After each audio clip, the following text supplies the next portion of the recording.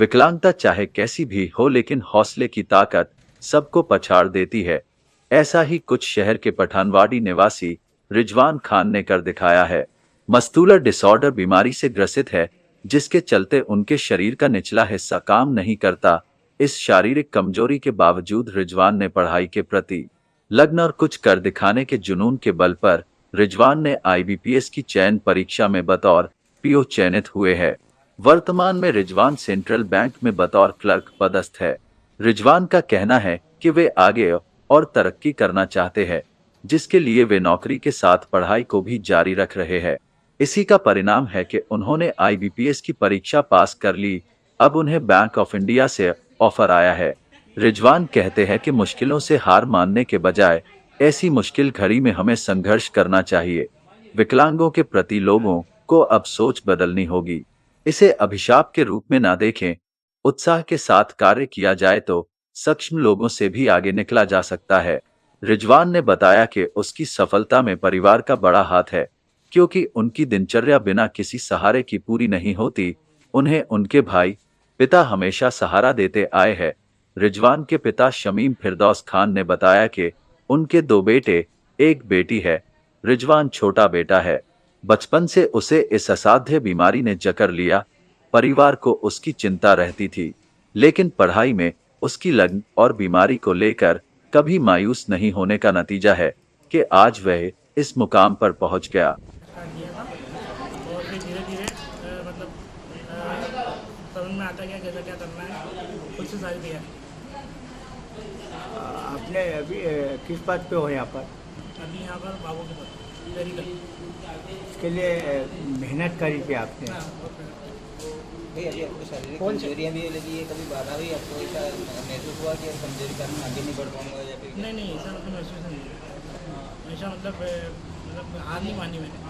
किसको प्रेरणा मानते हैं आपकी इसमें? किस परिवार का सपोर्ट रहा, किसका रहा है? परिवार तो पूरा परिवार का सपोर्ट रहा, मम्मी पापा भाई साहब सबका सपोर्ट रहा, तभी और दोस्तों का भी बहुत सपोर्ट रहा।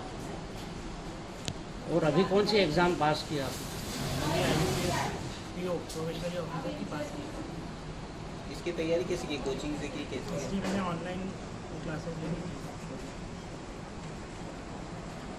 क्या नाम है आपका? रिजवान खान है रिजवान खान। ये चूँकि पैदाइशी मस्कुलर डिस्ट्रॉफी जैसी असाध्य बीमारी से पीड़ित था और मतलब काफ़ी शुरू से प्रतिभावान रहा। इसने सेंट्रल स्कूल से 12वीं की एग्ज़ाम फर्स्ट डिवीज़न में अच्छे हाई मार्क से एग्ज़ाम उसने उत्तीर्ण करी थी।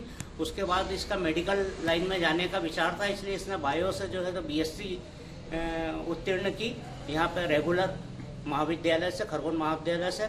उसके बाद में इसने बीसीए का कोर्स भी किया।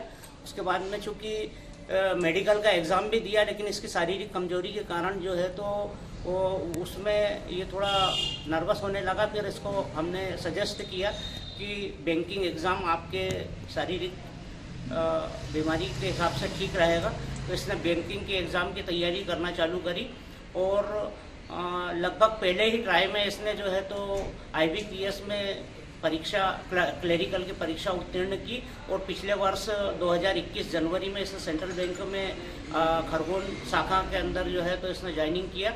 और उसके बाद में भी इसने हौसला नहीं आ रहा और इसकी एक हार्दिक इच्छा थी कि मैं अधिकारी लेवल पे जाऊं, तो इसने अधिकारी की तैयारी की, पीओ की।